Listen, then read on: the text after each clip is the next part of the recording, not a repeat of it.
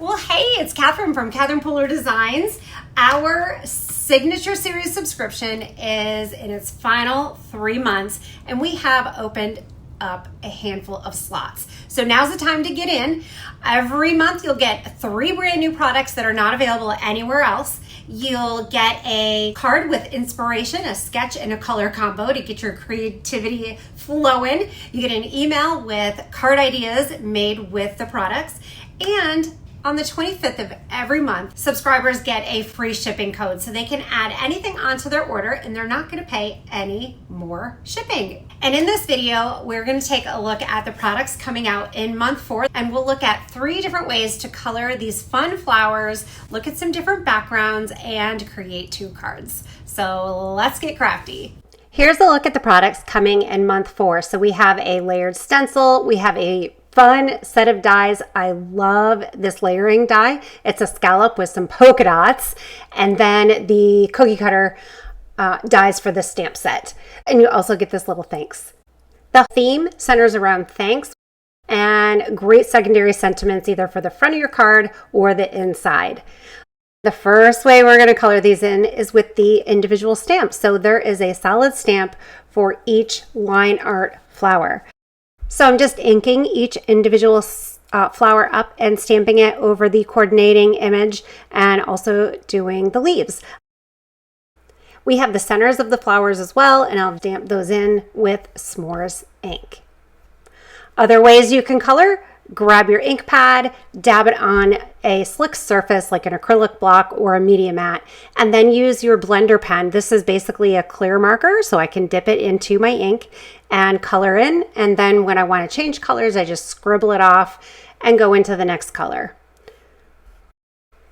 You can also use Copic markers. Here I'm using some RV markers. This one is RV14, and that's a red violet. Our Pucker Up ink is also red violet. Going to work great with this color palette. And then RV, I think that's 17. Just going to add in a little bit of shading around the edges of the petals, bring in that RV14, the lighter shade, blend it out a bit. And you can do that a couple times if you want, depending on how much shading you want to get. These are really small blooms and flowers, so they come together very quickly. I'm going to use Frosted, which is one of our blue violet inks, and stamp the little jar. And then I want shading on the jar. I love doing this. So I'm just inking the side of the stamp in Drive-In, which is our darkest blue violet, blending off a little bit of that edge there just so it's a nice ombre look, and stamping. With an image like this, it's pretty easy to stamp over the top because you can see through the clear stamp, so it makes it easy. And then I'm using the blue violet or some of the blue violet Copic markers, and one of my favorite ways to use these is tip to tip. So I take the lighter color, dab it onto the darker color, and then as you color on your image, that ink, the darker color, will come out of your lighter color and you get a really easy blend. And then how fun is this? We're die cutting the whole bouquet with the jar or the vase. I'm going to stamp the vase here in a minute because I wanted to make sure I get it lined up on there correctly. But look at this die. We worked really hard to make the spacing correct so that this die would cut out all those flowers at once and you wouldn't have to mess with individual flower dies for that bouquet. I'll show you a card made with these loose flowers here in this video, and it came out really, really cute. Also stamping the jar, the outline and the coloring in stamp here in Pucker Up, and then I just did Pucker Up shading on the side of that vase, and it looks really cute. I'm giving dimension here. Adding the die cuts just gives that extra little element of dimension. You can also fancy up your jar a little bit. You can stamp the flower in the middle of the jar, or I also thought it would be fun to stamp that jar, that outline, on patterned paper and then die cut it out and add it on. That would be really cute too. This signature thanks patterned paper pack coordinates with this offering. It's Pucker Up, Frosted, Lime Rookie Grass Skirt, Do-Si-Do, and Tiki Torch. And this is a quick and easy way to jump off with your card making because we put your color palette together for you.